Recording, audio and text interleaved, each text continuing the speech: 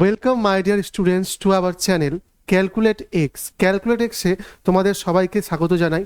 আমি তোমাদের DNA sir, দীপ sir.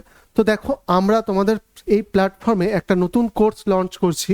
তো দেখো, সেই কোর্সটা যেটা আমরা লঞ্চ করছি সেটা হচ্ছে গ্রুপ ডি রিলেটেড, ঠিক আছে? তো আমাদের রেলওয়ে যে, তোমরা জানো অলরেডি যে রেলওয়ে গ্রুপ ডিতে কিন্তু প্রচুর ভ্যাকেন্সি আসছে আমরা জানি। এবং গ্রুপ ডি এর সাথে সাথে এনটিপিসির যে তোমাদের অলরেডি ফর্ম ফিল আপ হয়ে গেছে এনটিপিসি, সেটা অর্থাৎ গ্রুপ ডি এবং এনটিপিসি এই দুটোর ওপর কিন্তু আমরা একটা কোর্স লঞ্চ করেছি, তোমরা সবাই জানো। তো আমরা সেই কোর্স রিলেটেড কিছু ইনফরমেশন তোমাদের দিতে চাই। এবং আমি তোমাদের কোন সাবজেক্টগুলো পড়াবো, কোন ডিপার্টমেন্টটা পড়াবো, সেটা নিয়েও কিন্তু আমরা ডিসকাশন করব। আর তোমরা দেখতে পাচ্ছ যে টোটাল এতজন স্যার কিন্তু তোমাদের পড়ানো হবে এই কোর্সটাতে। তো বুঝতেই পারছো প্রত্যেকটা সাবজেক্টের জন্য কিন্তু আলাদা ডেডিকেটেড টিচার তোমাদের জন্য থাকবেন। ক্লিয়ার? আশা করি ব্যাপারটা বুঝতে পারছো তোমরা। আচ্ছা, আর দেখো, এই যে কোর্সটা তোমাদের জন্য লঞ্চ হচ্ছে তার প্রাইসটা হচ্ছে 1499 টাকা, 1499। এবং তোমাদের ভ্যালিডিটি থাকবে, মনে রাখবে 2 বছর কিন্তু তোমরা ভ্যালিডিটি পাচ্ছ। সেখানে তোমরা সমস্ত ক্লাস লাইভ দেখতে পারবে, তার সাথে সাথে তোমরা কিন্তু সমস্ত রেকর্ডেড ক্লাসগুলোও দেখতে পারবে। এবং যা যা স্যাররা যা যা পড়াবেন সমস্ত পিডিএফ কিন্তু তোমরা কিন্তু অ্যাপ্লিকেশনের মধ্যেই কিন্তু পেয়ে যাবে, ঠিক আছে? তো যারা যারা এই কোর্সটা পারচেস করতে চাও তারা অবশ্যই দেখো এখানে লেখাই আছে কন্ট্যাক্ট আস, এই নাম্বারে কিন্তু তোমরা কল করতে পারো। তোমরা হোয়াটসঅ্যাপ করে তোমরা সমস্ত ইনফরমেশন কিন্তু এখান থেকে নিয়ে নিতে পারবে, ঠিক আছে? তাছাড়া দেখবে ভিডিও ডেসক্রিপশনে কিন্তু তোমাদের একটা লিঙ্ক থাকবে, সেখান থেকে তোমরা ডাইরেক্টলি গিয়ে প্লে স্টোর থেকে ক্যালকুলেট এক্স এই অ্যাপ্লিকেশনটা ইনস্টল করে তোমরা কিন্তু কোর্সটা কিন্তু পারচেস করতে পারবে, ঠিক আছে?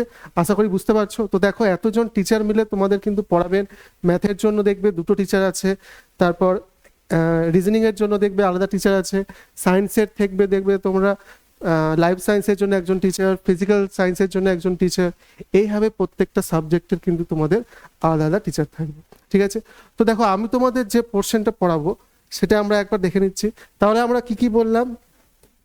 তাহলে দেখো, তোমাদের যে কোর্সটা হুম হুম তাহলে যে কোর্সটা আমরা লঞ্চ করেছি এর মধ্যে দেখো, বুঝতেই পারছো রেকর্ডেড ক্লাস থাকবে। তাছাড়া আরো কি কি থাকবে দেখো, 2 বছর তো ভ্যালিডিটি থাকছেই, 2 ইয়ার্সের ভ্যালিডিটি থাকছে, এটা গেল 1 নম্বর দিক। তারপর প্রত্যেকটা লাইভ হবে ক্লাস, তোমাদের রেকর্ডেড থাকবে। তারপর তোমাদের মক টেস্ট নেওয়া হবে, এখানে প্রচুর মক টেস্ট থাকবে। এবং তার সাথে সাথে প্রত্যেকটা ক্লাসের যে পিডিএফগুলো আছে সেগুলো কিন্তু তোমরা ডাউনলোড করতে পারবে। এছাড়া দেখো, এছাড়া আর কি থাকবে দেখো, এছাড়া এর মধ্যে কিন্তু তোমাদের অনেক প্র্যাকটিস সেট করানো হবে। প্র্যাকটিস সেট বুঝতে পারছো? তাহলে দেখো, মক টেস্ট নেওয়া হবে, প্র্যাকটিস সেট করানো হবে, তার সাথে সাথে প্রিভিয়াস ইয়ার্স কোশ্চেন কিন্তু করানো হবে। তো আরআরবি গ্রুপ ডিতে যত রকম প্রিভিয়াস ইয়ার্স কোশ্চেন হয়েছে আজ পর্যন্ত সমস্ত কোশ্চেন কিন্তু তোমাদের করানো হবে, ঠিক আছে? তো আবার বলছি, যারা অ্যাডমিশন নিতে চাও, তোমাদের যদি কোর্সটা ভালো লাগে করতে, আমাদের সাথে জয়েন হতে চাও, তাহলে অবশ্যই এই নাম্বারে কিন্তু কন্ট্যাক্ট করে তোমরা জয়েন হতে পারো, ঠিক আছে? তো এবার দেখো, আমি তোমাদের কোন কোন টপিকগুলো পড়াবো, কোন কোন ডিপার্টমেন্টটা পড়াবো, সেটা এবার আমরা ডিসকাস করব। আচ্ছা, তো দেখো, বুঝতেই পারছো রেলওয়ে গ্রুপ ডিতে আমি তোমাদের জেনারেল অ্যাওয়ারনেসের যে সেকশনটা রয়েছে, জেনারেল অ্যাওয়ারনেস, ওকে?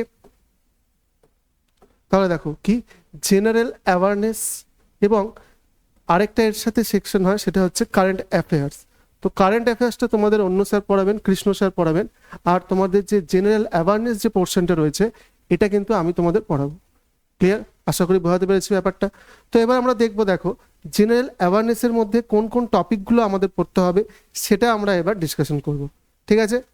তো দেখো, প্রথমে আমাদের যেটা পড়তে হবে সেটা হচ্ছে হিস্ট্রি পড়তে হবে আমাদের। তো আমরা সবাই জানি যে আমাদের হিস্ট্রি কিন্তু পড়তেই হয়, তাহলে হিস্ট্রি অ্যান্ড মোমেন্টস এটা পড়তে হবে আমাদের। তারপর 2 নম্বর হচ্ছে জিওগ্রাফি পড়তে হবে। 3 নম্বরে দেখো কি আছে, পলিটি আর কনস্টিটিউশন পড়তে হবে। 4 নম্বরে হচ্ছে ইকোনমি এবং বিভিন্ন যে ইকোনমিক্সের যে স্কিমগুলো রয়েছে সেগুলো পড়তে হবে। আর এর সাথে সাথে স্ট্যাটিক জিকে এবং ফ্যাক্ট, এই জিনিসগুলো আমাদের পড়তে হবে। ক্লিয়ার? আর এই জেনারেল অ্যাওয়ারনেস আর কারেন্ট অ্যাফেয়ার্স মিলে তোমাদের টোটাল 20 মার্কস থাকবে। 20 মার্কস থাকবে তোমাদের। তার মধ্যে মনে রাখবে কারেন্ট অ্যাফেয়ার্সটা কিন্তু বেশি ইম্পর্টেন্ট। আমি তোমাদের যে পোর্শনটা পড়াচ্ছি সেটা কিন্তু গ্রুপ ডিতে কিন্তু খুব কম প্রশ্ন আসে, কিন্তু তাও আমাদের কি পড়তে হবে। কেন? শুধু গ্রুপ ডি এর জন্য না, শুধু গ্রুপ ডি এর জন্য না, এর পাশাপাশি কি আমরা যে অন্যান্য এক্সামগুলো দেবো সেখানেও কিন্তু আমাদের এই টপিকগুলো কিন্তু খুবই কাজে আসবে। আর তোমরা অনেকেই জানো যে 2026-এ কিন্তু পুলিশের প্রচুর ভ্যাকেন্সি বেরোবে, কনস্টেবল, তো সেখানেও এই টপিকগুলো আমাদের পড়তে হবে। মোটামুটি একই সিলেবাস থাকে, তো এই জিনিসগুলো কিন্তু আমাদের পড়তেই হবে। ওকে, তো এরপর দেখো, এরপর হচ্ছে যে হিস্ট্রি তোমাদের বললাম, তারপর ইন্ডিয়ান পলিটি, তারপর হচ্ছে স্ট্যাটিক জিকে। এই জিনিসটা খুবই ইম্পর্টেন্ট তোমাদের এলের আরআরবি গ্রুপ ডি এর জন্য, কি স্ট্যাটিক জিকে, ঠিক আছে। আর হচ্ছে জিওগ্রাফি এবং ইন্ডিয়ান ইকোনমি। ওকে, আচ্ছা, এবার আমরা সিলেবাসগুলো একটু ভেঙে আমরা আলোচনা করব। তো তোমরা জানো যে ইন্ডিয়ান হিস্ট্রির মধ্যে আমাদের কি কি পড়তে হয়। আমাদের কিন্তু এই তিনটেই পড়তে হয়, অর্থাৎ অ্যানশিয়েন্ট ইন্ডিয়া অর্থাৎ প্রাচীন যুগের ভারত, তারপর হচ্ছে মিডিয়েভেল ইন্ডিয়া মধ্যযুগের ভারত, এবং মডার্ন হিস্ট্রি অর্থাৎ আধুনিক যুগের ভারত। ক্লিয়ার? এবার এর মধ্যে কোন কোন টপিকগুলোর ওপর আমরা বেশি জোর দেব সেগুলো আমরা দেখব, কারণ গ্রুপ ডি এর জন্য কিন্তু আমাদের খুব ডিটেলসে পড়তে হবে না। অন্যান্য এক্সামে আমরা যতটা ডিটেলসে পড়ি ততটা কিন্তু আমাদের পড়তে হবে না। তো কোন কোন জিনিসগুলোর ওপর আমরা জোর দেব দেখো। ইম্পর্টেন্ট ডাইনেস্টিস অর্থাৎ যে সাম্রাজ্যগুলো রয়েছে, বড় বড় যে সাম্রাজ্যগুলো রয়েছে সেগুলো আমরা পড়বো, ঠিক আছে। আমরা জানি ইতিহাসে অনেক সাম্রাজ্য রয়েছে, কিন্তু আমরা কোনগুলো পড়বো, যেগুলো মেন টপিক সেগুলোই আমরা আলোচনা করব। যেমন মৌর্য যুগ, গুপ্ত যুগ, ঠিক আছে। তারপর যদি আমরা চলে যাই কুষাণ যুগ, তারপর মুঘল যুগ, সুলতানি যুগ, অর্থাৎ বড় বড় যে ডাইনেস্টিগুলো রয়েছে সেগুলো আমরা পড়ব, এবং তাদের রুলার্স, প্রত্যেকটা রুলার্সের সম্পর্কে আমাদের জানতে হবে, সেখান থেকে প্রশ্ন আসতে পারে। তারপর দেখো ইন্ডিয়ান ন্যাশনাল মুভমেন্ট, তো এই টপিকটা ইম্পর্টেন্ট হয় আমাদের। আমরা জানি ভারতের জাতীয় সংগ্রাম, তো বুঝতে পারছো কত বড়, এখানে কত কিছু পড়ার আছে। বাট আমরা গ্রুপ ডি এর জন্য যেটুকু দরকার ঠিক সেইভাবে আমরা কিন্তু পড়াশোনা করব, এবং ফ্রিডম ফাইটার্সদের ব্যাপারে জানতে হবে আমাদের, স্বাধীনতা সংগ্রামীদের ব্যাপারে জানতে হবে, এবং ইম্পর্টেন্ট যে ঘটনাগুলো ঘটেছে, ইম্পর্টেন্ট যে ডেটগুলো রয়েছে সেগুলো সম্পর্কে আমাদের জানতে হবে। তো ক্লিয়ার? আশা করি তোমাদের ইতিহাসের যে সিলেবাস সেটা তোমরা বুঝতে পেরেছো। এরপর দেখো, এরপর হচ্ছে জিওগ্রাফির মধ্যে আমরা কি কি পড়বো, তাহলে দেখো ফিজিক্যাল ফিচার্স ইন্ডিয়া এবং ওয়ার্ল্ড, তাই তো, ভারত এবং ওয়ার্ল্ডের যে ফিজিক্যাল ফিচার্স রয়েছে সেগুলো আমাদের জানতে হবে। এর পাশাপাশি দেখো প্রত্যেকটা স্টেট সম্পর্কে জানতে হবে, তাদের ক্যাপিটাল, এটা তো আমাদের জানতে হবে, এমনিতেও জানাই উচিত আমাদের, তাই তো। এছাড়া ইম্পর্টেন্ট জায়গা যেগুলো রয়েছে। তারপর দেখো ইন্ডিয়ান রিভার্স, আমাদের যে রিভার্স রয়েছে, নদীগুলো রয়েছে, সেগুলোর সম্পর্কে আমাদের ডিটেলসে জানতে হবে। গঙ্গা নদী, যমুনা, সিন্ধু, ব্রহ্মপুত্র, মহানদী, ঠিক আছে। তারপর দক্ষিণ ভারতের যেগুলো আছে গোদাবরী, কৃষ্ণা, কাবেরী, এই নদীগুলোর ব্যাপারে কিন্তু আমাদের ভালো করে ডিটেলসে আলোচনা করতে হবে। আর ক্লাইমেট এবং ওয়েদারের ব্যাপারে আমাদের একটু দেখতে হবে। এর পাশাপাশি দেখো কি দেখতে হবে, সয়েল টাইপস, মাটি, বিভিন্ন ধরনের মাটি রয়েছে আমাদের দেশে, সেই মাটির ব্যাপারে জানতে হবে।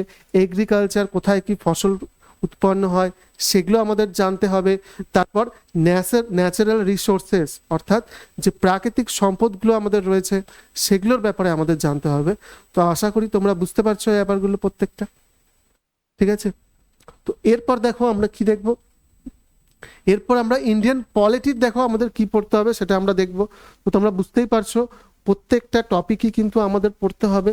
তো আমি তোমাদের যেটা পড়াচ্ছি সেটা হচ্ছে জেনারেল অ্যাওয়ারনেস বলতে পারো, বা এটাকে জিকে হিসেবে ভাবতে পারো, মানে শুধু আর্টস পোর্শনটা জিকে হিসেবে আমরা পড়বো, আমি তোমাদের সেটা পড়াবো। ওকে, তো ইন্ডিয়ান পলিটির মধ্যে দেখো আমাদের কি কি দেখতে হবে। তো আমরা দেখতে পাচ্ছি ইন্ডিয়ান কনস্টিটিউশন আমাদের পড়তে হবে, ভারতের সংবিধান ব্যাপারে পড়তে হবে আমাদের, এবং তার মধ্যে কোনগুলো পড়তে হবে, তার কি কি ফিচার্স রয়েছে, কি কি তার বৈশিষ্ট্য রয়েছে, এবং বিভিন্ন অ্যামেন্ডমেন্টসগুলো অর্থাৎ সংবিধান সংশোধনীগুলো আমাদের জানতে হবে। কিছু কিছু ইম্পর্টেন্ট সংবিধান সংশোধনী, যেমন এখানে লেখা আছে, যেমন যেমন দেখো 42তম সংবিধান সংশোধনী, আমরা হয়তো জানি অনেকেই 42তম CAA, এটা কিন্তু খুবই ইম্পর্টেন্ট, তাই তো। এখানে কি করেছিল, এখানে ইন্দিরা গান্ধী কি করেছিলেন, ইন্দিরা গান্ধী কিন্তু জোর করে ন্যাশনাল এমার্জেন্সি লাগু করেছিলেন, এবং তাই জন্য এই সংবিধান সংশোধনীটাকে কি বলা হয়, বলা হয় মিনি কনস্টিটিউশন। তাহলে কি বলা হয়, 42তম সংবিধান সংশোধনীকে আমাদের মিনি কনস্টিটিউশন বলা হয়। তো এই জিনিসগুলো আমাদের পড়তে হবে। এরপর দেখো কিছু গ্রাস রুটস লেভেলে, যেটা হচ্ছে পঞ্চায়েতি রাজ এবং লোকাল গভর্নমেন্ট, এগুলোর ব্যাপারে পড়তে হবে, অর্থাৎ গ্রাম পঞ্চায়েত, লোকাল গভর্নেন্স, এইসব জিনিসগুলো আমাদের দেখতে হবে। ক্লিয়ার? তা গ্রাম পঞ্চায়েত গঠনের কথা যেমন কত নম্বর আর্টিকেলে আছে, আর্টিকেল 40-তে আছে কি গ্রাম পঞ্চায়েত গঠনের কথা আছে। তো এই ব্যাপারগুলো আমাদের মোটামুটি পড়তে হবে। আর আমাদের ফান্ডামেন্টাল রাইটস যে রয়েছে সেটা তো আমাদের পড়তেই হবে, ফান্ডামেন্টাল রাইটস বা মৌলিক অধিকার। ক্লিয়ার? আশা করি বুঝতে পারছো। আচ্ছা, প্লাস এখানে দেখো একটা ছবি দেওয়া আছে যে জুডিশিয়ারি সিস্টেম, অর্থাৎ আমাদের বিচার ব্যবস্থা, সেটা আমাদের খুবই একটা পিলার, তাই তো? এর সাথে সাথে এই সিস্টেমের মধ্যে কে কে থাকছে, একজন হচ্ছে প্রেসিডেন্ট। আমরা জানি আমাদের যে প্রেসিডেন্ট, রাষ্ট্রপতি হচ্ছে আমাদের দেশের প্রধান বা সাংবিধানিক প্রধান বা প্রশাসনিক প্রধান। তারপর আমরা দেখতে পাচ্ছি দেখো প্রাইম মিনিস্টার। তো প্রাইম মিনিস্টার কি সরকারের প্রধান, ঠিক আছে? আমাদের দেশের দেখো প্রশাসনিক বা সাংবিধানিক প্রধান কিন্তু প্রেসিডেন্ট, কিন্তু কার্যক্ষেত্রে আমরা কি দেখি, কার্যক্ষেত্রে সব থেকে বেশি পাওয়ারফুল কে, কার কাছে পাওয়ার থাকে, সেটা হচ্ছে প্রাইম মিনিস্টার, প্রধানমন্ত্রী। ঠিক আছে? ক্লিয়ার? আর পার্লামেন্ট, তো পার্লামেন্ট কি কি নিয়ে গঠিত? পার্লামেন্ট লোকসভা, রাজ্যসভা আর প্রেসিডেন্ট নিয়ে গঠিত। ঠিক আছে? ক্লিয়ার? চলো এরপর দেখো, এরপর আমরা দেখবো ইন্ডিয়ান ইকোনমি। তো আমাদের ইন্ডিয়ান ইকোনমি এরকম না যে অনেক বেশি পড়তে হবে, তবে কিছু কিছু ইম্পর্টেন্ট যে টার্মগুলো হয়, কিছু কিছু ইম্পর্টেন্ট যে চ্যাপ্টারগুলো হয় সেগুলো পড়বো আমরা। যেমন দেখো বেসিক ইকোনমিক কনসেপ্ট, মানে ফাউন্ডেশন কীভাবে তৈরি হবে, আমাদের বেসিক কিছু ইকোনমিক কনসেপ্ট আমাদের পড়তে হবে, অর্থাৎ জিডিপি কি, ন্যাশনাল ইনকাম কি, এই জিনিসগুলো সম্পর্কে আমাদের একটু ধারণা থাকতে হবে। তারপর দেখো দ্য বিগ পিকচার, অর্থাৎ এই বেসিক ইকোনমিক কনসেপ্টটা শেখার পর আমাদের কি কি শিখবো আমরা, আমরা ন্যাশনাল ইনকাম কাকে বলে, বাজেট ব্যাপারটা কি, ব্যাংকিং কি, তারপর যে ফাইন্যান্সিয়াল ইনস্টিটিউশনগুলো আমাদের রয়েছে, ঠিক আছে, সেগুলোর ব্যাপারে আমরা জানবো। আচ্ছা, এবার আমাদের ভারতের যে অর্থ ব্যবস্থা, তার কাছে চ্যালেঞ্জেস কোনগুলো, কি কি আমাদের প্রবলেম, যেমন ইনফ্লেশন, আমরা জানি মুদ্রাস্ফীতি, এটা একটা চ্যালেঞ্জ আমাদের দেশের কাছে। যদিও আমাদের ইনফ্লেশন কিন্তু লাস্ট কয়েক বছর ধরে কি আছে, কন্ট্রোলে আছে। ঠিক আছে? পভার্টি, ঠিক আছে, দারিদ্রতা, এটা একটা বিগ চ্যালেঞ্জ আমাদের সরকারের কাছে। এখন কি হয়েছে, দারিদ্রতা অনেকটাই কমে এসেছে আমরা জানি। আর এমপ্লয়মেন্ট, বেকারত্ব, তো এটা সব থেকে বড় চ্যালেঞ্জ আমরা জানি সবাই, এবং এটাকে দূর করা খুবই কঠিন ব্যাপার হচ্ছে। তবে সরকার আস্তে আস্তে চেষ্টা করছে আরো বেটার করার, আরো সবাইকে অপরচুনিটি দেওয়ার। ওকে, এছাড়া আমাদের কি পড়তে হবে, কিছু গভর্নমেন্টের কিছু ইকোনমিক যে স্কিমগুলো রয়েছে, সেটা আবার কারেন্ট অ্যাফেয়ার্সের মধ্যেও পড়ে যাচ্ছে। তো কারেন্ট অ্যাফেয়ার্স তোমাদের কৃষ্ণ স্যার করাবেন, আগেই যেটা বললাম। ঠিক আছে? ক্লিয়ার? আশা করি ব্যাপারগুলো বুঝতে পারছো। তো ইকোনমিক রিলেটেড যে কারেন্ট অ্যাফেয়ার্সগুলো, সেগুলো তোমাদের যখন কারেন্ট অ্যাফেয়ার্স করাবেন স্যার, তখন তোমরা ওখান থেকে সেটা পেয়ে যাচ্ছ। ক্লিয়ার? আচ্ছা আচ্ছা, আর দেখো আরেকটা পার্ট আছে মডিউল 5, যেটাকে আমরা বলছি স্ট্যাটিক জিকে বা মিসলেনিয়াস। ঠিক আছে? স্ট্যাটিক জিকে পোর্শনটা কি হয়, আমরা জানি যে গ্রুপ ডিতে এরকম ধরনেরই প্রশ্ন আসে, ডাইরেক্ট প্রশ্ন, খুব একটা ডেপথ থেকে বা ডিটেলস থেকে আসে না, ডাইরেক্ট প্রশ্ন যে পৃথিবীর উচ্চতম শৃঙ্গের নাম কি। ঠিক আছে? ধরে নাও একটা হ্রদের নাম বললো, উলার হ্রদ কোথায় আছে, লোকটাক হ্রদ কোথায় আছে, তো এগুলোকে আমরা কি বলি, এগুলোকে আমরা স্ট্যাটিক জিকে বলি, তাই তো? যেমন আর্ট, কালচার, হেরিটেজ থেকে প্রশ্ন আসতে পারে। ইনোভেশন, অর্থাৎ কে কি তৈরি করেছে, ঠিক আছে, দূরবীক্ষণ যন্ত্র কে তৈরি করেছে, মাইক্রোস্কোপ কে তৈরি করেছে, পেন কে তৈরি করেছে, কম্পাস কে তৈরি করেছে, এই যে ধরনের জিনিসগুলো হয় সেগুলো আমরা এখানে পড়বো। আচ্ছা, পাওয়ার, ইম্পর্টেন্ট অর্গানাইজেশন, যে ইম্পর্টেন্ট যে অর্গানাইজেশন আছে ভারতের এবং দেশের, যেমন ভারতের যেমন ধরে নাও কিছু ডিফেন্স রিলেটেড যেগুলো আছে, ডিআরডিও, ইসরো, আমেরিকার নাসা, তো এগুলো কি, এগুলো আমাদের জানতে হবে। ব্রিক্স কি আমাদের জানতে হবে। তো এই সব যে স্ট্যাটিক জিকে রয়েছে সেগুলো এখানে আমাদের পড়তে হবে। তারপর দেখো বুকস অ্যান্ড অথার্সের ব্যাপারে পড়তে হবে, কোন বইয়ের লেখক কে, এই জিনিসগুলো কিন্তু পরীক্ষায় আসে আমরা জানি গ্রুপ ডিতে। ঠিক আছে? এছাড়া যে এনটিপিসি পরীক্ষা হবে সেখানেও এগুলো ধরনের আসে। তারপর গ্রুপ সি, গ্রুপ ডি, এগুলোতেও আসে, এবং আগামী দিনে যে তোমাদের বেরোবে পুলিশ পরীক্ষার সমস্ত কনস্টেবল এবং এসআই, সেখানেও কিন্তু এগুলো আসে।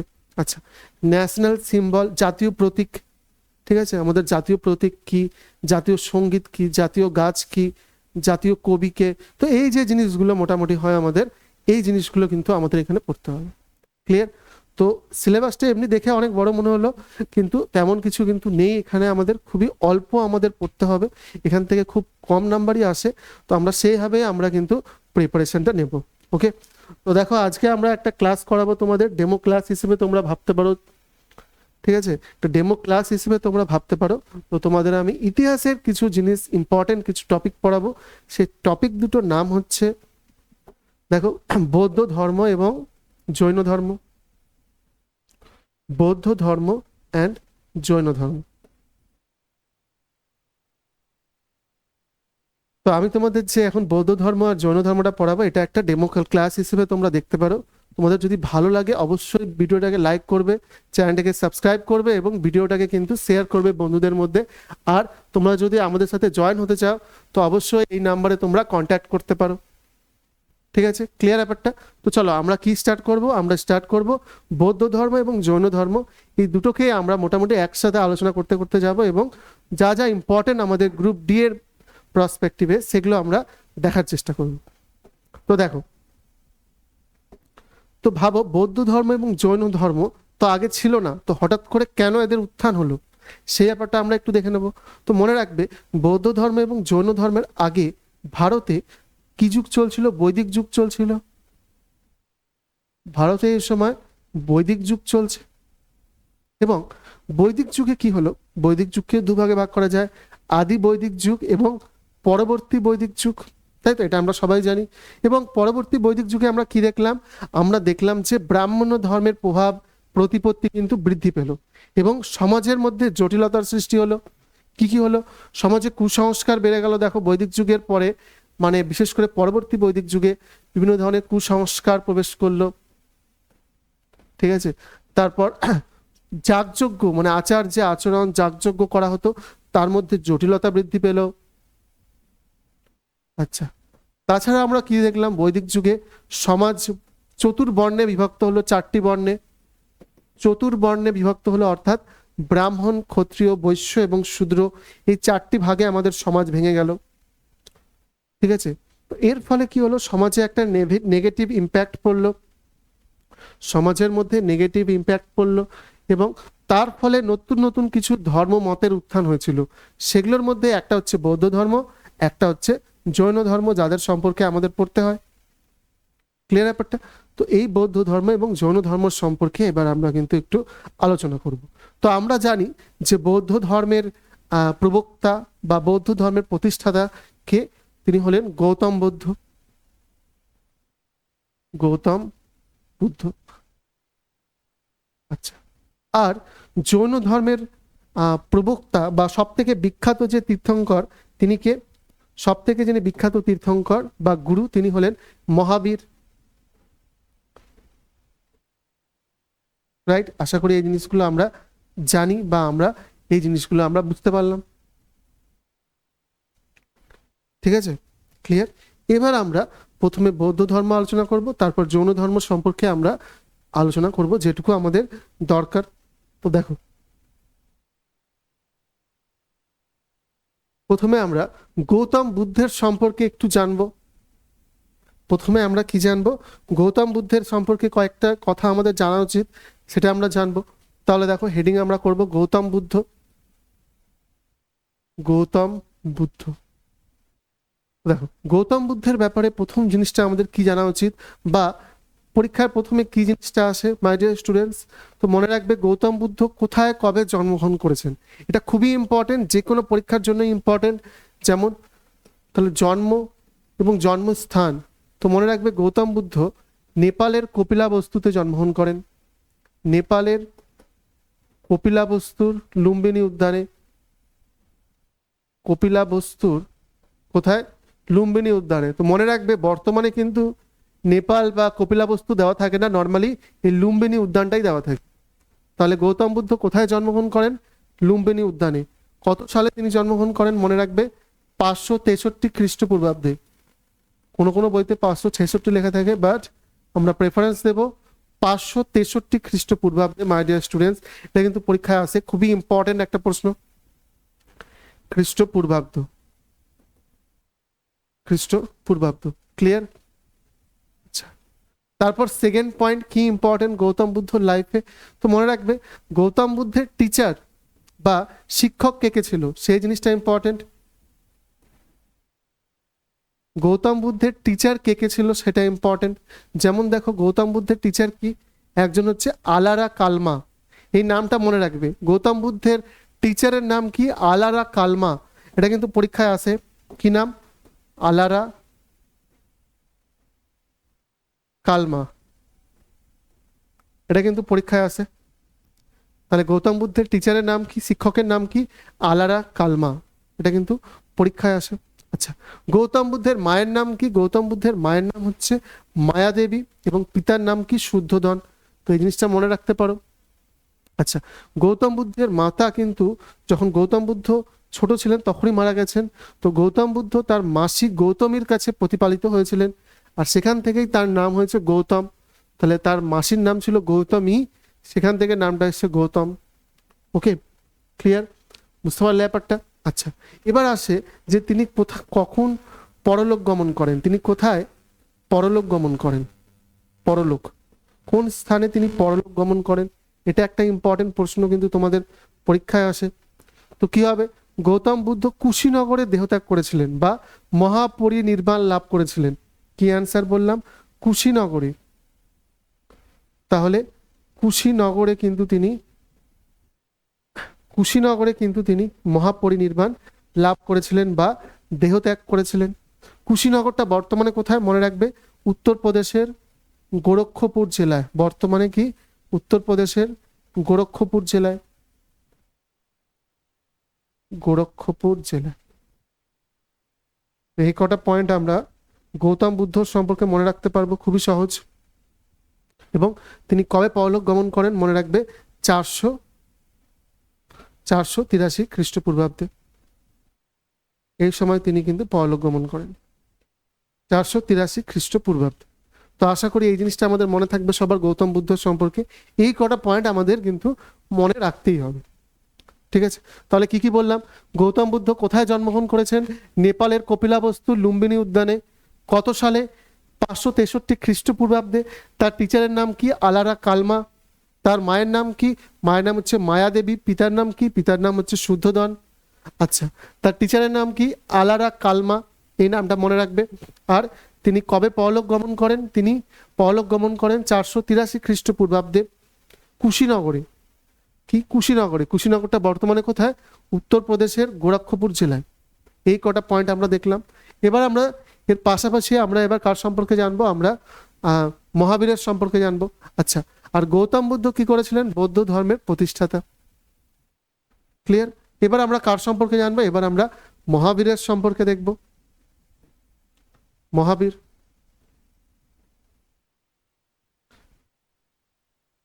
তো দেখো মহাবীর কোথায় জন্মগ্রহণ করেছিলেন, তো একই রকম ভাবে আমরা ডিভাইড করবো ব্যাপারটাকে।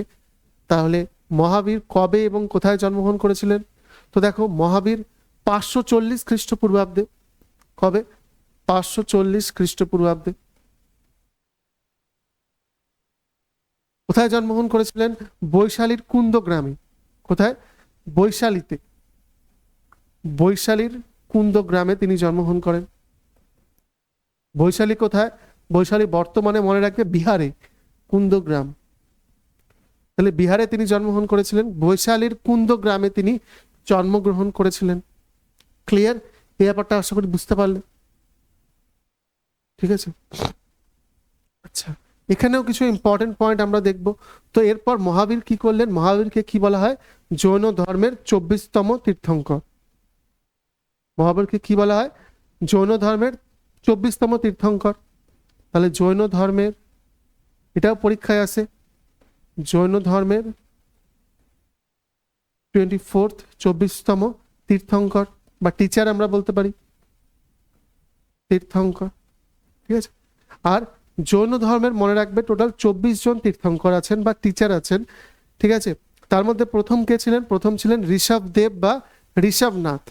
তাহলে জৈন ধর্মের প্রথম টিচার বা তীর্থঙ্কর কে, তিনি হচ্ছেন কিন্তু ঋষভনাথ, ঠিক আছে? আর 23তম হচ্ছেন পার্শ্বনাথ বা পরেশনাথ। আর 24তম কে, 24তম হচ্ছে আমাদের মহাবীর, ঠিক আছে? আর মহাবীর কোন ধর্ম প্রচার করেছিলেন, জৈন ধর্ম প্রচার করেছিলেন, আর গৌতম বুদ্ধ বৌদ্ধ ধর্মের প্রতিষ্ঠাতা। ঠিক আছে, ক্লিয়ার ব্যাপারটা? আচ্ছা, তিনি কোথায় মারা যান বা পরলোক গমন করেন, কোন জায়গায়, কোন জায়গায় তিনি পরলোক গমন করেন সেটা আমরা একটুখানি দেখব। তো দেখো তিনি কোথায় মারা গেছিলেন, তিনিও বিহারেই মারা গেছিলেন। পাওয়াপুরি বলে একটা জায়গা আছে, পাওয়াপুরি এরকম ধরনের লেখা থাকে, পাওয়াপুরি বা পাওয়া এরকম লেখা থাকে, দেখবে তোমরা। এই জায়গাটাতে তিনি কিন্তু মারা গেছিলেন, এটাও বিহারেই আছে। ঠিক আছে, জন্ম বিহারে, মৃত্যু বিহারে। এবং তিনি যে জৈন ধর্মের প্রচার করেছিলেন প্রথমে, যেখানে তিনি বোধি লাভ করেছিলেন, যেখানে তিনি জ্ঞান লাভ করেছিলেন, সেটাও বিহারে। আমরা সেটা একটু পরে দেখব। তো বুঝতে পারছো, তাহলে বৌদ্ধ ধর্ম এবং গৌতম বুদ্ধ এবং মহাবীরের সম্পর্কে এই কটা পয়েন্ট কিন্তু আমাদের মনে রাখতেই হবে। ঠিক আছে, ক্লিয়ার? তো চলো এরপর আমরা গৌতম বুদ্ধ কিভাবে ধর্ম প্রচার করলেন, ঠিক আছে, বৌদ্ধ ধর্মের মেন কথা, মূল নীতি কি কি, সেগুলো আমরা খুব সংক্ষেপে আলোচনা করব। তো দেখো, এবার আমরা দেখব হচ্ছে গৌতম বুদ্ধের জীবনে কিছু ইম্পর্টেন্ট ঘটনা আমরা দেখব। গৌতম বুদ্ধের জীবনে ঘটে যাওয়া কিছু ইম্পর্টেন্ট ঘটনার সম্পর্কে আমরা আলোচনা করব। কি বললাম? গৌতম বুদ্ধের জীবনে কিছু ঘটে যাওয়া কিছু ইম্পর্টেন্ট কিছু ঘটনার সম্পর্কে এবার আমরা আলোচনা করব। তো তোমরা শুনেছ মহাভিনিষ্ক্রমণ কি? তাহলে গৌতম বুদ্ধের জীবনে ঘটে যাওয়া প্রথম ঘটনা হচ্ছে মহাভিনিষ্ক্রমণ।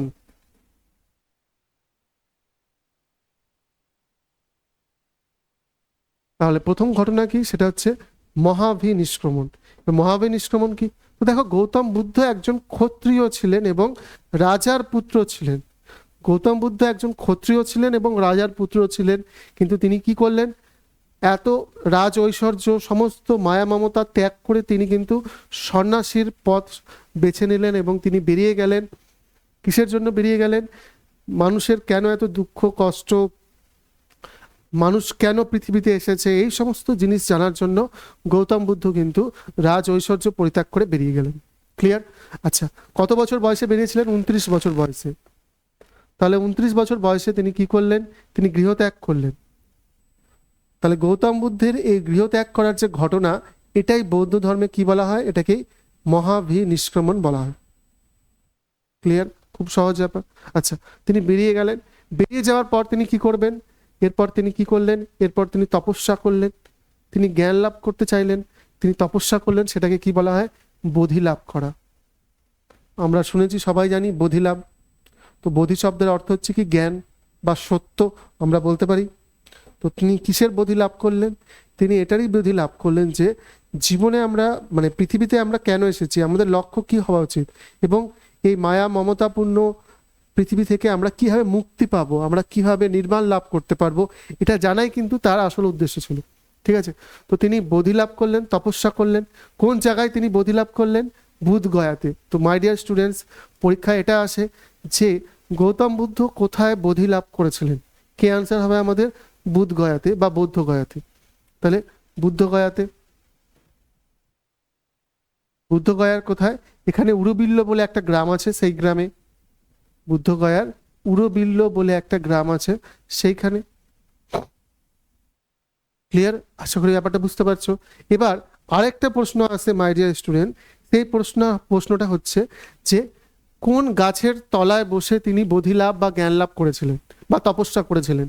ঠিক আছে, তাহলে কোন বৃক্ষ হবে? তো সেটাও আমরা জানি যে তিনি অশ্বত্থ গাছের নিচে বসেছিলেন। অশ্বত্থ বা পিপল গাছ লেখা থাকবে, দেখবে পিপল। তাহলে অশ্বত্থ বা পিপল গাছের তলায় তিনি কি করেছিলেন? তিনি বসে তপস্যা করেছিলেন এবং তিনি বোধি লাভ করেছিলেন। ঠিক আছে, আচ্ছা, তাই জন্য অশ্বত্থ গাছটাকে কি বলা হয়? অশ্বত্থ গাছটাকে বলা হয় বোধি বৃক্ষ বলা হয়। কি বলা হয়? অশ্বত্থ গাছ বা পিপল গাছকে বোধি বৃক্ষ বলা হয়। বোধি বৃক্ষ। ক্লিয়ার? তাহলে বুঝতে পারলাম, খুবই সহজ জিনিস। এই জিনিসগুলো আমাদের কিন্তু পড়তে হবে। আর দেখো, এর পরের ঘটনা কি? তিনি বোধি লাভ করলেন এবং বোধি লাভ করার পরেই তাকে কিন্তু নামটা দেওয়া হয়েছে বুদ্ধ। ঠিক আছে, গৌতম বুদ্ধের বাল্য নাম কি? বাল্য নাম হচ্ছে, গৌতম বুদ্ধের বাল্য নাম সিদ্ধার্থ। গৌতম বুদ্ধের বাল্য নাম কি? গৌতম বুদ্ধের বাল্য নাম কিন্তু সিদ্ধার্থ। ঠিক আছে, তো সবাই তাকে বুদ্ধ বলে কখন চিনলো? যখন তিনি বোধি লাভ করলেন। তাহলে বোধি লাভ করার পর তার নাম হলো বুদ্ধ। এবং গৌতমটা কেন অ্যাড হলো? কারণ তিনি তার মাসি গৌতমীর কাছে প্রতিপালিত হয়েছিলেন, তাই জন্য তার নাম হয়ে গেল গৌতম বুদ্ধ। তো আশা করি বুঝতে পারলে যে গৌতম এবং বুদ্ধ এই নামটা কোথা থেকে এসেছে। আচ্ছা, এরপর তিনি কি করবেন? তিনি জ্ঞান লাভ করলেন। এবার জ্ঞানটাকে তিনি নিশ্চয়ই সবার মধ্যে শেয়ার করবেন, তাই তো? জ্ঞানটাকে সবার মধ্যে তিনি ডিস্ট্রিবিউট করবেন, শেয়ার করবেন। তিনি কোথায় করেছিলেন? এই ঘটনাটাকে বলা হয় হচ্ছে ধর্মচক্র প্রবর্তন। ধর্মচক্র প্রবর্তন অর্থাৎ নিজে যে জ্ঞানটা লাভ করলেন সেটাকে তিনি কি করবেন? সেটাকে তিনি বিভিন্ন মানুষের মধ্যে ছড়াবেন। তো তিনি কোথায় ছড়িয়েছিলেন? এটাও প্রশ্ন আছে মাই ডিয়ার স্টুডেন্টস, যে তিনি গৌতম বুদ্ধ তার যে নলেজ সেটাকে তিনি প্রথম কোথায় মানুষের মধ্যে শেয়ার করেছিলেন? তো কি অ্যান্সার হয়ে যাবে? কোথায় হবে এটা? হচ্ছে বারাণসীতে। বারাণসী মানে বানারস যেটা বর্তমানে, তো বারাণসীর কোথায়? সারনাথে। সারনাথ বলে একটা জায়গা আছে সেখানে। ঠিক আছে, এখানে তিনি কি করেছিলেন? 5 জন ভিক্ষুর মধ্যে বা 5 জন স্টুডেন্টের মধ্যে তিনি তার নলেজটাকে শেয়ার করেছিলেন। ক্লিয়ার? এটাকে কি বলা হয়? ধর্মচক্র প্রবর্তন। এবং কোথায় করেছিলেন? বারাণসীর সারনাথের কাছে। হয়ে গেল। আর তার লাইফের লাস্ট যেটা ইম্পর্টেন্ট ঘটনা সেটা হচ্ছে মহাপরিনির্বাণ। সেটাকে বৌদ্ধ ধর্মে কি বলা হয়? মহাপরিনির্বাণ। অর্থাৎ তিনি কি করলেন? তিনি দেহ ত্যাগ করলেন। অর্থাৎ গৌতম বুদ্ধের দেহ ত্যাগের ঘটনাকে কি বলা হয়? মহাপরিনির্বাণ বলা হয়। তার দেহ ত্যাগ করলেন, যে দেহ ত্যাগের ঘটনাটিকে কি বলা হয়? মহাপরিনির্বাণ বলা হয়। ক্লিয়ার? তাহলে দেখো খুব ইজি ভাবে আমরা গৌতম বুদ্ধের ঘটে যাওয়া জীবনের 4টে ঘটনা আমরা কিন্তু বুঝে গেলাম। তো আমরা এভাবেই পড়াবো তোমাদের সমস্ত জিনিস। আবার বলছি, যারা যারা দেখছো অবশ্যই একটা লাইক করবে এবং ভিডিওটা বন্ধুদের মধ্যে শেয়ার করবে। তো দেখো এরপর আমরা কি দেখব? তাহলে গৌতম বুদ্ধের ব্যাপারে আমরা জেনে গেলাম। আরেকটা জিনিস দেখো, গৌতম বুদ্ধ কি করলেন? পালি ভাষায়, কোন ভাষায়? পালি ভাষায় ধর্মপ্রচার করলেন। তাহলে আমরা কি বললাম? গৌতম বুদ্ধ পালি ভাষাতে ধর্মপ্রচার করেছিলেন, এটা মনে রাখবে। পালি ভাষায় করেছিলেন। কেন করেছিলেন? কারণ তখন কিন্তু মানুষ সংস্কৃত জানতো না, সাধারণ মানুষ পালি ভাষায় কথা বলতেন। তাই জন্য গৌতম বুদ্ধ কি করেছিলেন? পালি ভাষায় তার ধর্মপ্রচার করেছিলেন। আচ্ছা, এবার আমরা দেখব বৌদ্ধ ধর্মের কয়েকটা ধর্মগ্রন্থ। খুবই ইম্পর্টেন্ট মাই ডিয়ার স্টুডেন্টস, এখান থেকে প্রশ্ন আসে যে বৌদ্ধ ধর্মের কয়েকটা ধর্মগ্রন্থ। যেমন দেখো, তাহলে আমরা কি বলবো? ধর্মগ্রন্থ। তাহলে বৌদ্ধ ধর্মে কি কি বুকস রয়েছে সেগুলো আমরা দেখব। দেখো সব থেকে ইম্পর্টেন্ট যেটা হচ্ছে তাদের সব থেকে পবিত্র গ্রন্থ যেটা ওদের, সেটা হচ্ছে ত্রিপিটক। কি বলা হয় নাম? ত্রিপিটক। ত্রিপিটক কোন ভাষায় লেখা? এটাও প্রশ্ন আছে মাই ডিয়ার স্টুডেন্টস। ত্রিপিটক কোন ভাষায় লেখা? ত্রিপিটক পালি ভাষায় লেখা। ত্রিপিটক ছাড়া আর কি আছে? জাতক বলে একটা গ্রন্থ আছে। কি আছে?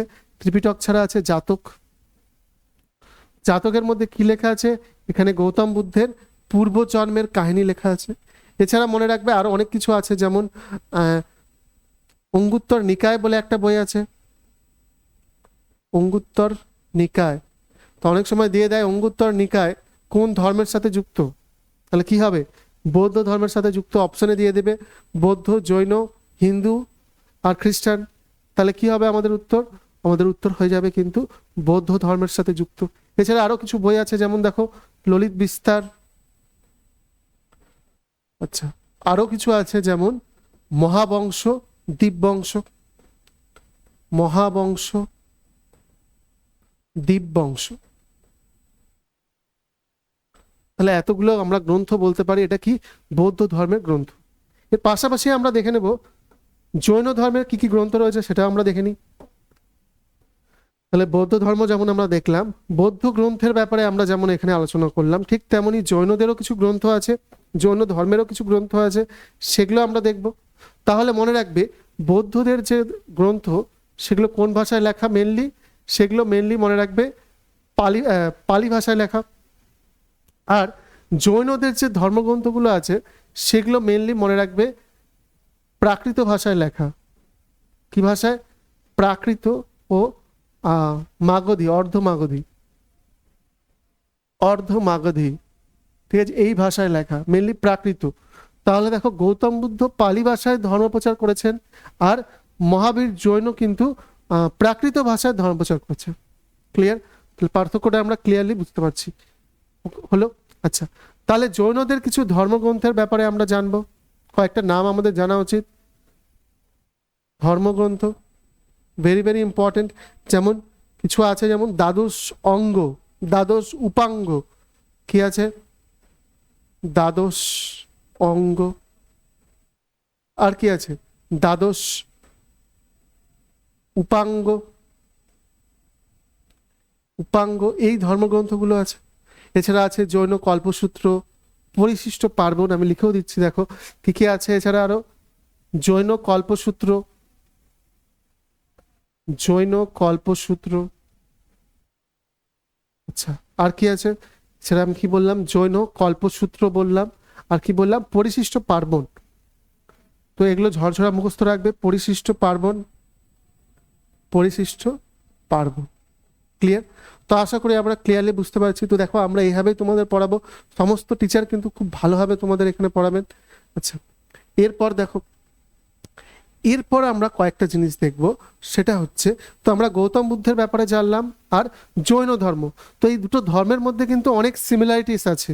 যেমন দেখো, দুটো ধর্মই কি অহিংসার উপর বিশ্বাসী, ঠিক আছে? দুটো ধর্মের মূল কথা হচ্ছে অহিংসা। দুটো ধর্মই কিন্তু ভগবানের অস্তিত্বে বিশ্বাসী নয়, ঠিক আছে? কি বললাম? দুটো ধর্মই ভগবানের অস্তিত্বে কিন্তু বিশ্বাসী নয়। ক্লিয়ার? ব্যাপারটা আশা করি বুঝতে পারছো। আচ্ছা, আর এই দুটো ধর্মেই কি সবাইকে সমান অধিকার দেওয়া হয়েছে, কোনো জাতপাত নেই, কোনো ভেদাভেদ নেই, সবাইকে সমান অধিকার দেওয়া হয়েছে। এবং এর ফলে কি হয়েছিল, সেই সময় কিন্তু এই দুটো ধর্মই জনপ্রিয়তা লাভ করেছিল, প্রচুর পরিমাণে জনপ্রিয়তা লাভ করেছিল, এবং প্রচুর রাজারাও কিন্তু এই জৈন এবং বৌদ্ধ ধর্ম গ্রহণ করেছিল সেই সময়। যেমন বিম্বিসার, নাম আমরা সবাই জানি, বিম্বিসার, অজাতশত্রু, ঠিক আছে? তার পরবর্তীকালে গিয়ে অশোক, ঠিক আছে, চন্দ্রগুপ্ত মৌর্য, এরাও কিন্তু বৌদ্ধ ধর্ম এবং জৈন ধর্মের সমর্থক ছিলেন, এবং তারা কিন্তু বৌদ্ধ এবং জৈন ধর্ম গ্রহণও করেছিলেন। ক্লিয়ার? তো এই ব্যাপারগুলো আমরা বুঝতে পারলাম। এবার আমরা আর কয়েকটা জিনিস দেখব, সেটা হচ্ছে, দেখো সেটা হচ্ছে বৌদ্ধ ধর্মের কয়েকটা মতবাদ সম্পর্কে আমরা আলোচনা করব, এবং জৈন ধর্মের কয়েকটা মতবাদ আমরা আলোচনা করব। কি কি বললাম? তো আমরা বৌদ্ধ ধর্ম আর জৈন ধর্মের ব্যাপারে জানলাম, কিন্তু তাদের কি মতামত, কি টিচিংস, কি শিখিয়েছে আমাদের, সেই জিনিসগুলো এবার আমরা দেখব। তো দেখো, বৌদ্ধ ধর্ম, প্রথমে আমরা বৌদ্ধ ধর্ম লিখছি এখানে, আর এখানে লিখছি আমরা জৈন ধর্ম। তাহলে দেখো, বৌদ্ধ ধর্মের ব্যাপারে আমরা কি কি দেখব, বৌদ্ধ ধর্ম কি কি শিখিয়েছে আমাদের। তো বৌদ্ধ ধর্মের একটা প্রথম মতবাদ হচ্ছে, মনে রাখবে, সেটা হচ্ছে আর্য সত্য। আর অহিংসা তো বললাম, দুটো ধর্মে কমন, কি কমন হচ্ছে অহিংসা। আচ্ছা, আর্য সত্য বলে একটা কথা হয়। তারপর হয় অষ্টাঙ্গিক মার্গ। কি হয়? অষ্টাঙ্গিক মার্গ। আচ্ছা, ত্রিরত্ন বলে একটা কনসেপ্ট হয়, ত্রিরত্ন। তো মনে রাখবে, বৌদ্ধ ধর্মেও ত্রিরত্ন আছে, আবার জৈন ধর্মেও ত্রিরত্ন আছে। ওকে, তারপর দেখো, তারপর আমরা কি বলবো, আরেকটা হচ্ছে নির্বাণ, নির্বাণ তত্ত্ব। তারপর আমরা কি বলবো, তারপর আমরা যেটা বলবো সেটা হচ্ছে বৌদ্ধ ধর্মের ক্ষেত্রে কি আছে, মধ্যম পন্থা।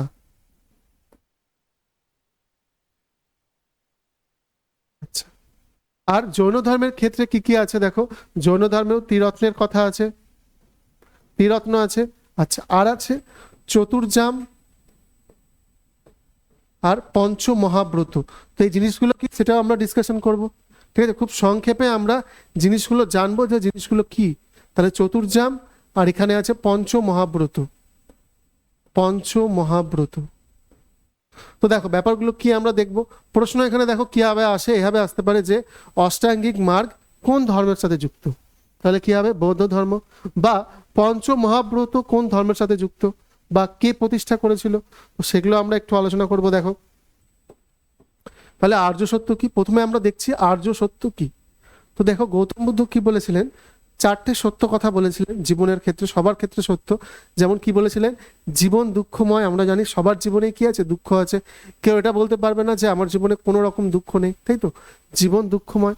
আচ্ছা, এটা আমরা আর্য সত্যের মধ্যে পড়ছি, ঠিক আছে? জীবন দুঃখময় এবং দুঃখের কারণ আছে। দুঃখের কারণ কি? সেটা হচ্ছে কামনা, বাসনা, লোভ, লালসা, এগুলো হচ্ছে আমাদের দুঃখের কারণ।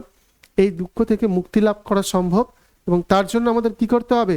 কিছু পথ, কিছু রাস্তা, কিছু মার্গ আছে যেটা আমাদের অতিক্রম করতে হবে, আর সেগুলোকে আমরা বলি অষ্টাঙ্গিক মার্গ, ঠিক আছে? সৎ বাক্য, সৎকর্ম, সৎ চিন্তা, এগুলো আমাদের অষ্টাঙ্গিক মার্গের মধ্যে পড়ে যায়। ত্রিরত্ন কি? খুবই ইম্পর্টেন্ট। বৌদ্ধ ধর্মের ত্রিরত্ন কি? ঠিক আছে, বৌদ্ধ ধর্মের ত্রিরত্ন আলাদা আর জৈন ধর্মের ত্রিরত্ন আলাদা। তো মনে রাখবে, বৌদ্ধ ধর্মের ত্রিরত্ন হচ্ছে বুদ্ধ, ধম্ম আর সংঘ, ঠিক আছে? বুদ্ধ, ধম্ম আর সংঘ, এটা হচ্ছে আমাদের ত্রিরত্ন, হচ্ছে বৌদ্ধ ধর্মের ক্ষেত্রে। ক্লিয়ার? তারপর নির্বাণ মানে কি? নির্বাণ মানে মুক্তি লাভ করা, অর্থাৎ এই সংসারের এই মায়া মমতা ত্যাগ করে, এই সব কিছু ত্যাগ করে কি করতে হবে? আমাদের মুক্তি লাভ করতে হবে, ঠিক আছে?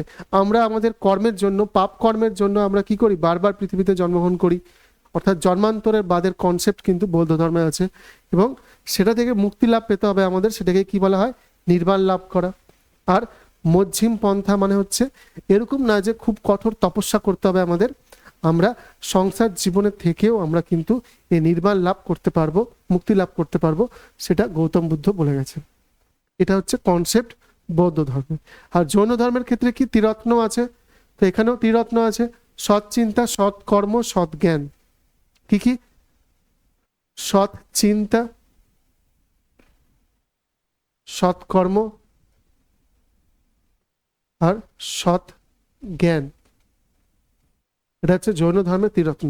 তো ক্লিয়ারলি আমরা ডিফারেন্স দেখতে পাচ্ছি, মনে থাকবে যেন, ঠিক আছে? বৌদ্ধ ধর্মের ত্রিরত্ন বুদ্ধ, ধম্ম, সংঘ, আর জৈন ধর্মের ত্রিরত্ন সৎ চিন্তা, সৎকর্ম, সৎ জ্ঞান, ঠিক আছে? দুটো ধর্মের ত্রিরত্ন আছে। আচ্ছা, এবার হচ্ছে চতুর্জাম আর পঞ্চ মহাব্রত। তো মনে রাখবে, এই যে চতুর্জাম, এই কনসেপ্টটা কে দিয়েছিল? এটা দিয়েছিল হচ্ছে 23তম যে তীর্থঙ্কর, কে? পার্শ্বনাথ বা পরেশনাথ। তো মনে রাখবে, পার্শ্বনাথ কে? তো পার্শ্বনাথ হচ্ছে জৈন ধর্মের 23তম তীর্থঙ্কর, ঠিক আছে? 23তম তীর্থঙ্কর। আচ্ছা, আর পঞ্চ মহাব্রত, এই কনসেপ্টটা কে দিয়ে গেছে? এটা হচ্ছে মহাবীর দিয়ে গেছে, যিনি হচ্ছেন 24তম তীর্থঙ্কর। মহাবীর হচ্ছেন 24তম তীর্থঙ্কর। ক্লিয়ার এই ব্যাপারটা? তাহলে কনসেপ্ট আমরা বুঝতে পারছি, এবং দুটো ধর্মেরই মেন কমন জিনিস কি? সেটা হচ্ছে অহিংসা। তবে বৌদ্ধ ধর্ম থেকে জৈন ধর্মে কিন্তু কঠোর অহিংসার কথা বলা হয়েছে। এমনকি মনে রাখবে যে পশু পাখি হত্যা, সেটা তো অহিংসার মধ্যেই পড়ছে। এছাড়া দেখো, এখানে এমন লেভেলের অহিংসার কথা বলা হচ্ছে যে কৃষিকাজ করাকেও পাপ কাজ বলা হয়েছে। কি বললাম? জৈন ধর্মে কৃষিকাজ করাকেও পাপ কাজ বলা হচ্ছে। কেন? কারণ কৃষিকাজ করলে কি হয়? ছোট ছোট যে জীবাণুগুলো রয়েছে, ঠিক আছে, ছোট ছোট যে জীবাণুগুলো রয়েছে সেগুলো মারা যায়, তাই জন্য বলা হয়েছে কৃষিকাজও করা যাবে না। তো অহিংসাকে কিন্তু নেক্সট লেভেলে নিয়ে চলে গেছে কোন ধর্মে? জৈন ধর্মের ক্ষেত্রে, ঠিক আছে? তো ক্লিয়ার, কনসেপ্টগুলো আমাদের কাছে ক্লিয়ার। এবার আর দুটো জিনিস আমরা দেখব। আচ্ছা, বৌদ্ধ ধর্মের ক্ষেত্রে কি হয়েছিল? কিছু গৌতম বুদ্ধের ক্ষেত্রে কি হয়েছিল? কিছু বৌদ্ধ পরিষদ হয়েছিল, বুদ্ধিস্ট কাউন্সিল হয়েছিল। কটা বুদ্ধিস্ট কাউন্সিল হয়েছিল বৌদ্ধ ধর্মে? তাহলে আমরা কি লিখতে পারি? Buddhist council.